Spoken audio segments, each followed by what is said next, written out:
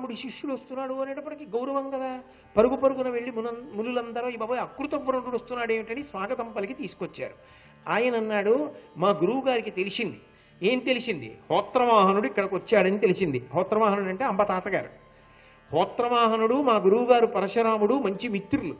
మా గురువుగారు ఎప్పటి నుంచో ఈ అంబ తాతగారిని అంటే హోత్రవాహనుడిని చూడాలనుకుంటున్నారు.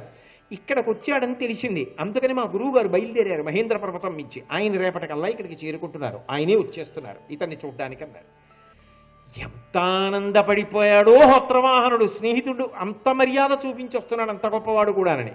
అంతకన్నా ఎక్కువ సంతోషపడిపోయింది అంబ. ఎందుకని?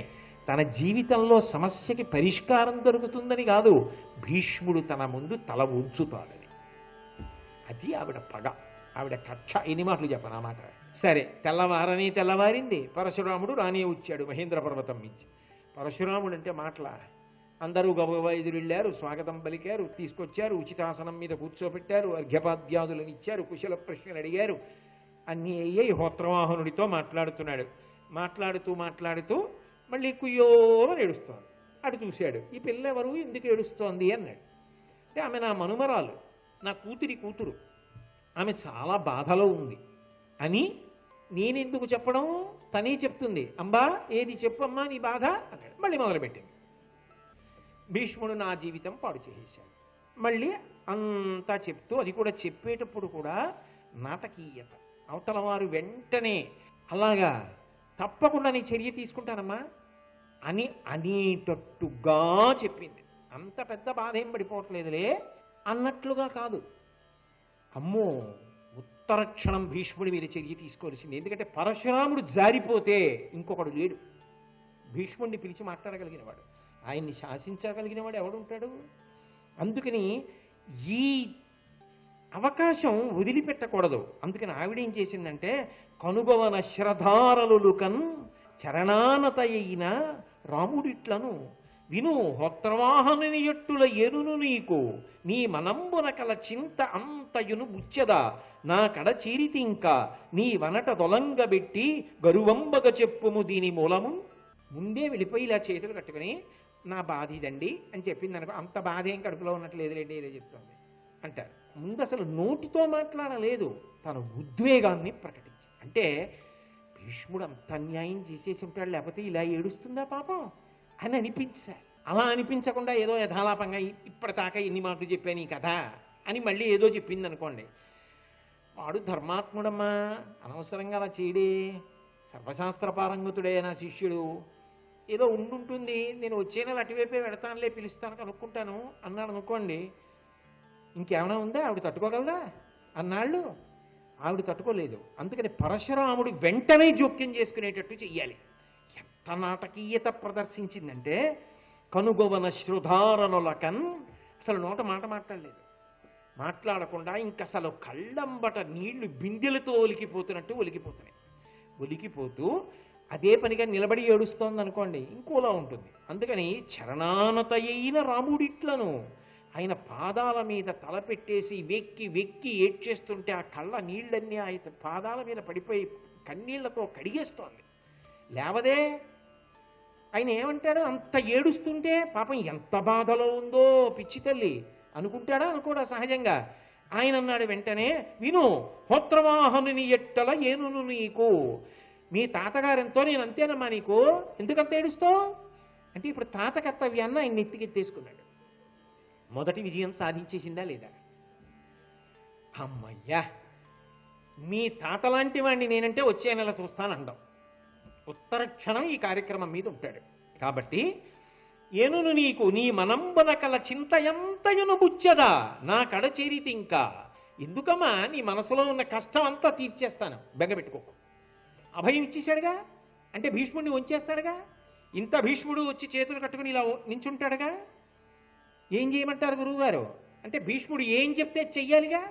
చేయకపోతే గురువు ఆయనకున్న అస్త్ర విద్య అటువంటిది, భీష్ముడి తల తెగిపోతుందిగా, యుద్ధంలో చంపేస్తాడుగా. భీష్ముడు చచ్చన్నా పోవాలి, తనని తీసుకెళ్లి తమ్ముడికి ఇచ్చి చేస్తాడో ఇంకోటే చేస్తాడో తను చెయ్యాలి. భీష్ముడు చేశాడు మళ్ళీ పట్టుకెళ్ళి అని నేను అనిపించుకోవాలి. ఎవరిని చేసుకున్నాను నాకు అనవసరం. నీ వనట దొలంగబెట్టి గరువంబుగా చెప్పుము దీని మూలమున్. కాబట్టి అమ్మ కాసేపు ఆ ఏడుపు ఆపేసి, నాకు అర్థమయ్యేట్టుగా ఆ విక్కిళ్ళు ఆపేసి, అసలు ఏమైందో చెప్పు. కావలసిన నేపథ్యం ఏర్పడిపోయింది కదండి. ఆయన చాలా ప్రీతి చెందేశాడు. నేను నీ తాత లాంటి వాడినమ్మా అన్నాడు. అన్న తర్వాత తర్వాత ఎప్పుడో చూద్దామమ్మా, వాడు ధర్మాత్ముడమ్మా, వాడితో యుద్ధం అంత తేలిక విషయం కాదమ్మా, బ్రహ్మరుద్రాదులు కూడా వాడిని గెలవలేరమ్మా, ఇవన్నీ చెప్తాడా? బాగుంటుందని తాత లాంటి వాడిని అన్న తర్వాత తానన్నా పోవాలి కానీ యుద్ధానికి వెళ్ళాలి. కాబట్టి ఇప్పుడు మళ్ళీ అంబ భీష్ముడు నా జీవితం పాడు చేసేశాడు, మళ్ళీ కథంతా చెప్పింది. ఎలా? తనకి అనుకూలంగా ఉండేటట్టుగా చెప్తుంది. ఎప్పుడు చెప్పిన తర్వాత విన్నాడు. ఆయనకి ఏమని అనిపించిందంటే, అసలు ఈవిడ నోరెత్తి చెప్పడానికి వీలు లేకుండా బలవంతంగా తీసుకుపోయాడు భీష్ముడు. తీసుకుపోయి బలవంతంగా విచిత్ర వీర్యుడికిచ్చి పెళ్లి చేయబోయాడు. తాను ఆక్రోశించింది నేను సాల్వుడికి మనసిచ్చానని. అప్పుడు వెనక్కి పంపాడు. అందుకని సాల్వుడికి అనుమానం వచ్చి నన్ను వివాహం చేసుకోవాలి, కాబట్టి నా జీవితం భీష్ముడే పాడు చేసేసాడు అని అర్థం వచ్చేటట్టుగా చెప్పింది. అలా చెప్పకపోతే భీష్ముడిని పిలిచి నువ్వు విచిత్ర వీర్యుడికి ఇచ్చి పిల్లని పెళ్లి చెయ్యని ఎందుకంటాడు? అలా అనాలంటే, భీష్ముడిని వంచాలంటే పరశురాముడు తాను అలా చెప్పాలి. అది కొంతమంది యొక్క గొప్పతనం. వాళ్ళకి సమాధానం ఎలా కావాలో సమస్యను అలా చెప్తారు. ఈమె ఇలా చెప్పిన తరువాత పరశురాముడు వెంటనే ఆమెతో ఒక మాట అన్నాడు.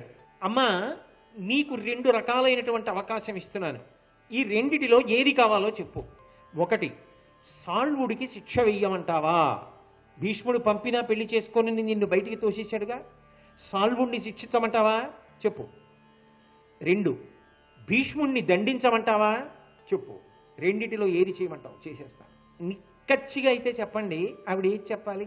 సాల్వుణ్ణి శిక్షించమని చెప్పాలి. శిక్షించి నన్ను మళ్ళీ వివాహం చేసుకునేటట్టు చెయ్యండి అని చెప్పాలి. మరి ఆవిడేనా వెళ్ళి చెప్పింది సాల్వుడికి? భీష్ముడి తప్పే ఉందయా, పాపం నేను వెళ్ళి చెప్పగానే వెనక్కి పంపాడని చెప్పిందా లేదా? మరి చెప్పింది. ఇప్పుడు భీష్ముడిని దండించమని ఎందుకు చెప్పాలి? సాల్వుణ్ణి దండించమని చెప్పాలి. కానీ ఆవిడ అనవుడు ఇంటి ఇట్లను, మహాపురుష నన్ను సాల్వుడింక గైకొనడది సాలు, భీష్ముదశ కోపమునామది కల్కియుండు, నాతని వధింపబూ నీటు తాపస వృత్తికి వచ్చి ఇచ్చటన్ నినుగని ఈ పరాభవము నీగగని శరణంబు చొచ్చితిన్. ఓ మహానుభావ, సాల్వుడు నన్నిగ పెళ్లి చేసుకోడు, చచ్చైనా పోతాడు కానీ పెళ్లి చేసుకోడు. అంటే సాల్వుడి జోలికి పరశురాముడు వెళ్ళడం ఆవిడికి ఇష్టం లేదు. ఎందుకని అంటే ఆమెకి ఉన్న అనురాగం అటువంటిది. ఆయన తనని పెళ్లి చేసుకోకుండానైనా బతికేయాలి, భీష్ముడు చచ్చిపోవాలి. నాకు భీష్ముడి మీదే క్రోధం. నా కోరిక ఏమిటో తెలుసా? ఆతని వధింపబూని ఇటు తాపస వృత్తికి వచ్చి ఇచ్చటం నినుగని ఈ పరాభవము నీగగ నీ శరణంబు చొచ్చితిన్. భీష్ముడిని చంపేయడానికి కావలసిన శక్తి పొందడానికి తపస్సు చేయడానికి వచ్చాను. నువ్వు ఉన్నావని తెలిసి నిన్ను శరణాగతి చేశాను. అంటే అంత తపస్సు చేసి సాధించక్కర్లా, ధర్మాన్ని కాపాడడానికి నువ్వు ఉన్నావని నమ్మాను.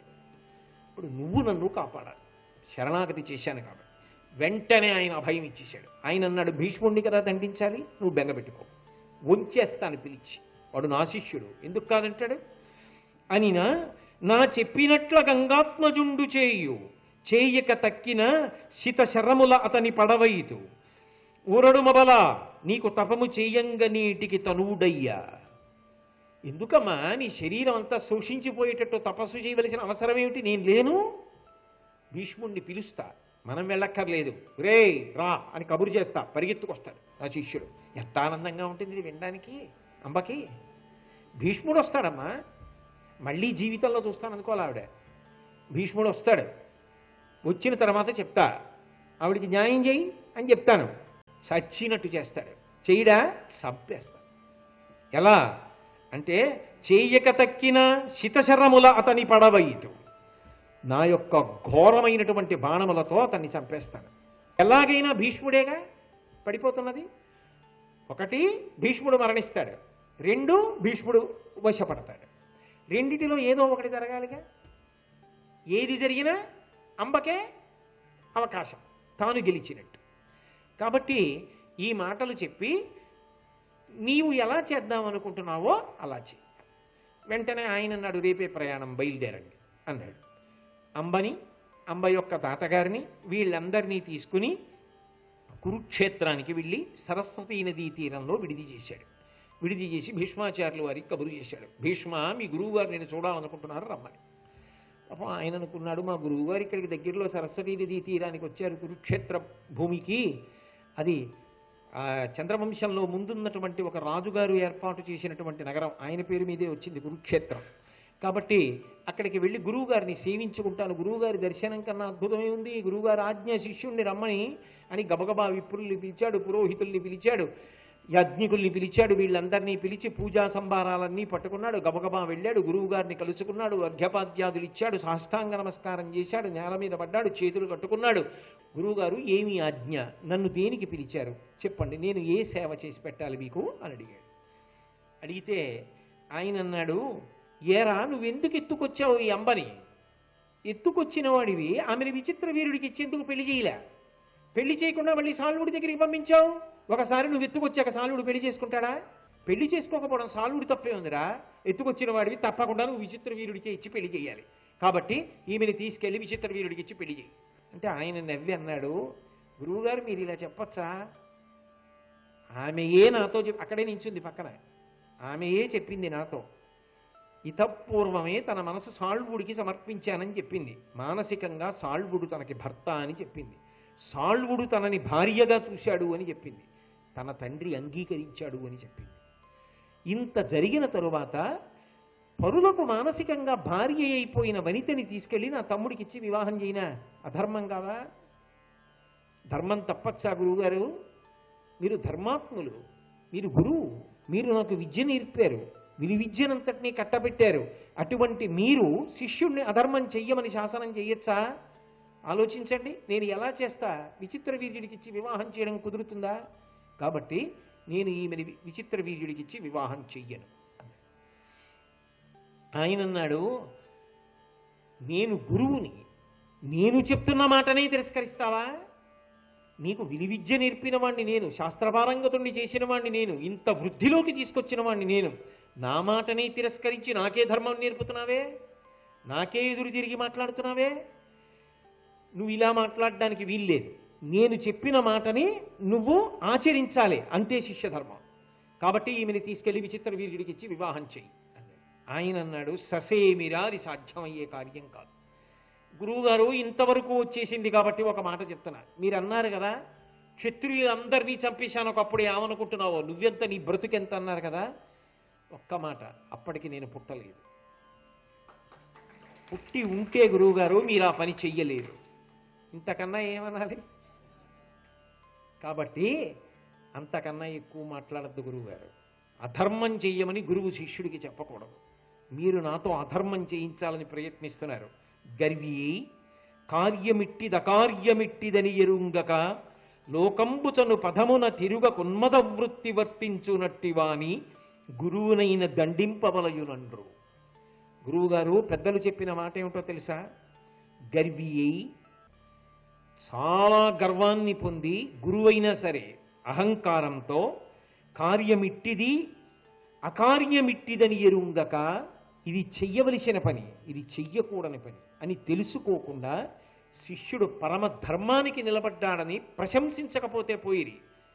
వాడు చేసినది తప్పే ఉందమ్మా అని ఒక మాట అనకుండా, మీరు నన్ను లోకంబుచను పదమునకు తిరుగ కున్మత వృత్తి వర్తించునట్టివా అని, లోకమంతా ఏ ధర్మాన్ని పాటిస్తుందో ఆ ధర్మానికి వ్యతిరేకంగా నన్ను ఒక్కడిని వేరు ధర్మం పాటించమంటారా?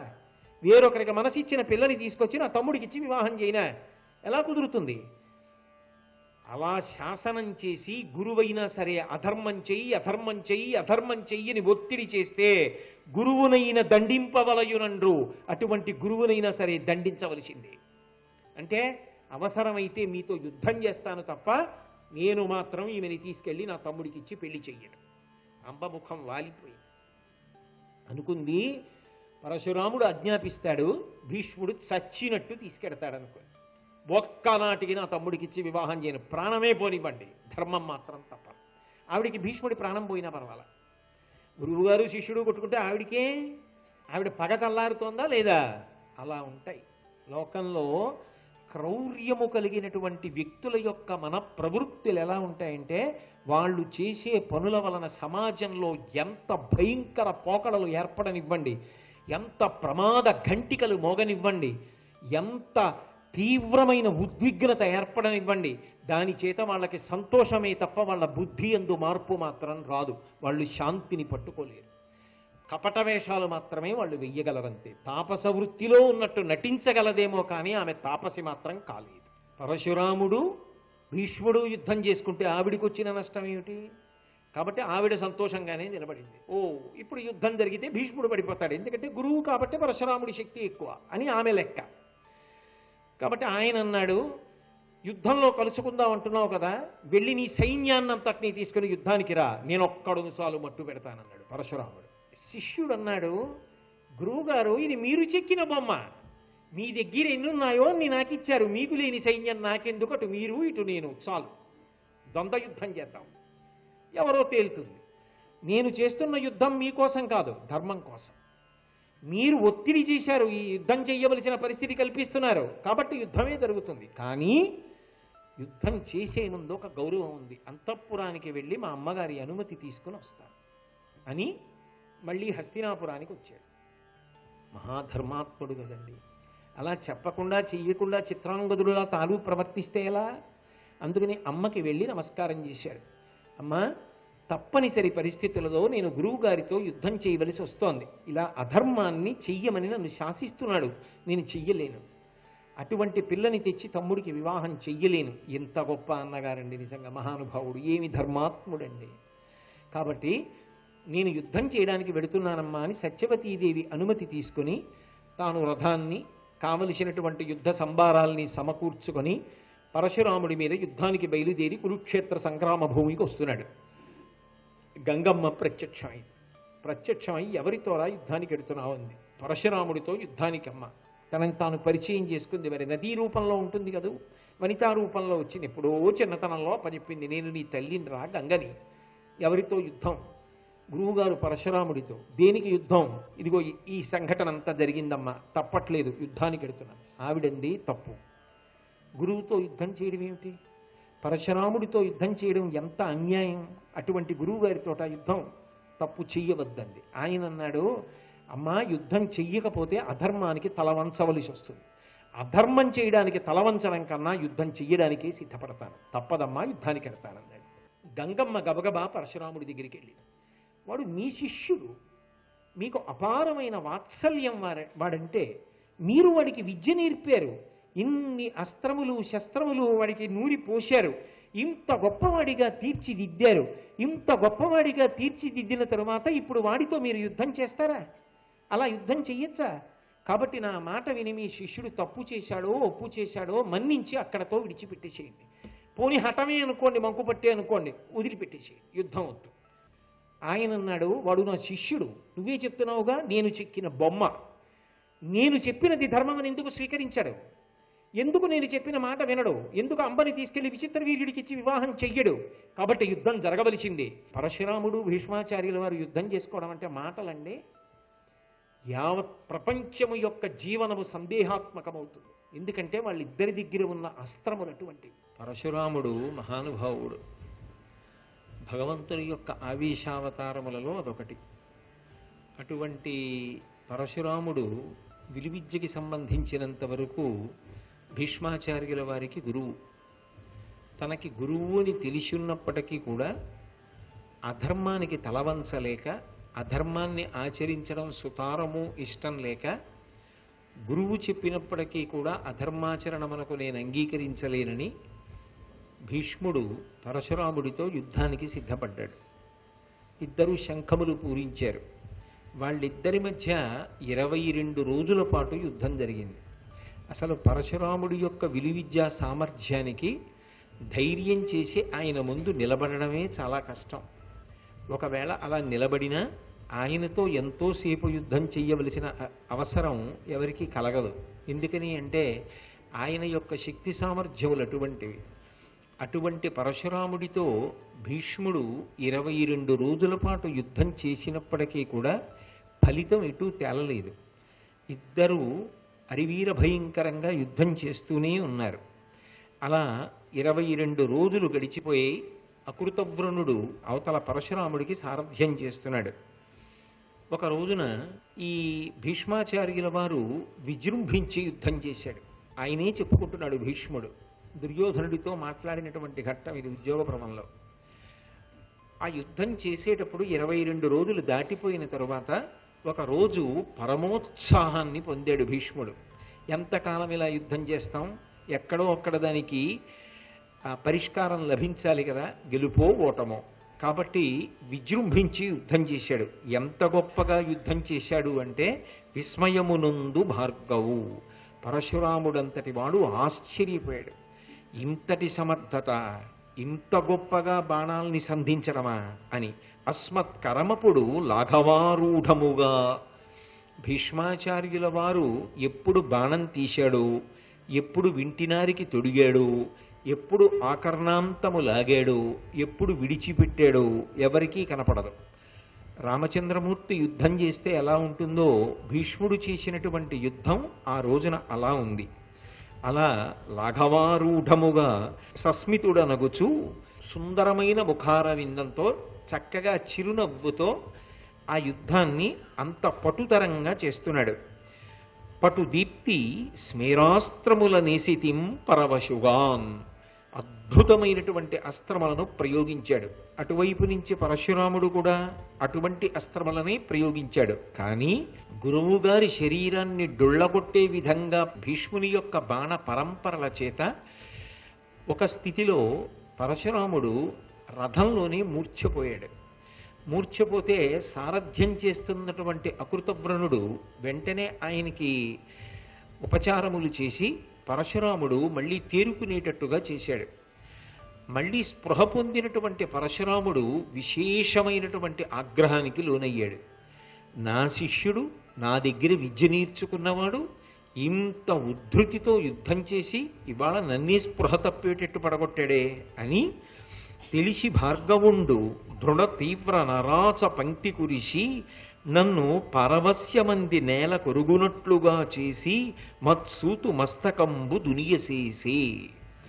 పరశురాముడు కూడా అపారమైనటువంటి పౌరుషంతో, అపారమైనటువంటి పరాక్రమంతో తిరిగి భీష్ముడి మీదకి బాణములను సంధించినటువంటి కారణముల చేత ఆ పరశురాముడు ప్రయోగించిన నారాచ బాణముల వలన ఇప్పుడు భీష్ముడు మూర్ఛపోయాడు. రథంలో మూర్ఛపోయి ఆ రథంలోంచి ఒరిగిపోయాడు నేల వైపుకి.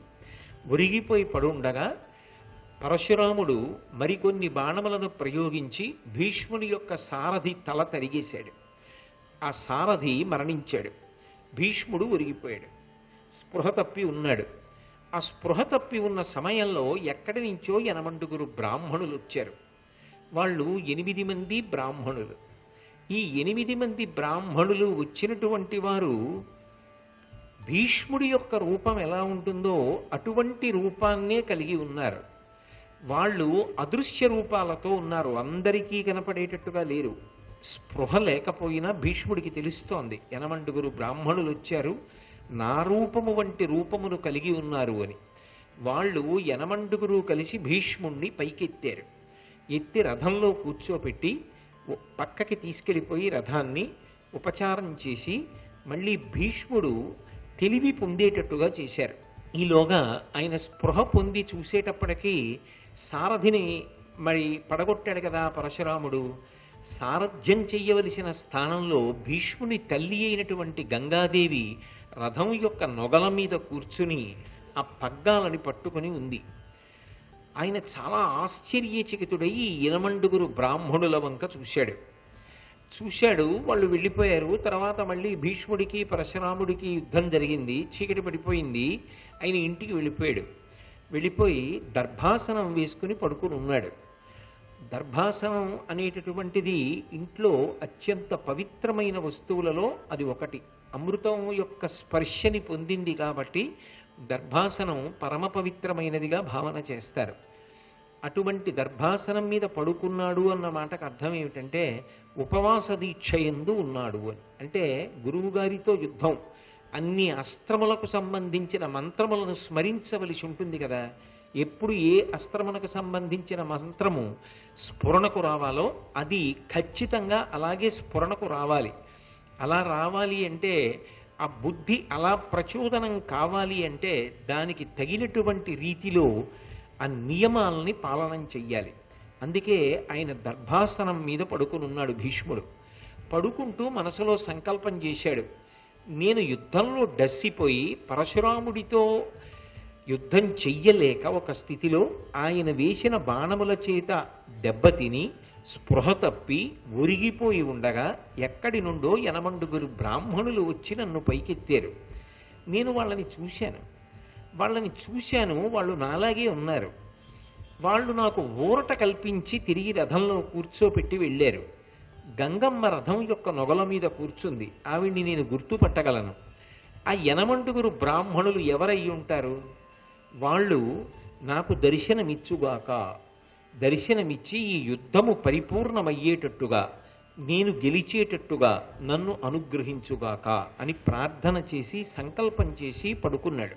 శ్రీ ఉమామహేశ్వర పరబ్రహ్మార్పణమస్తు. స్వస్తి.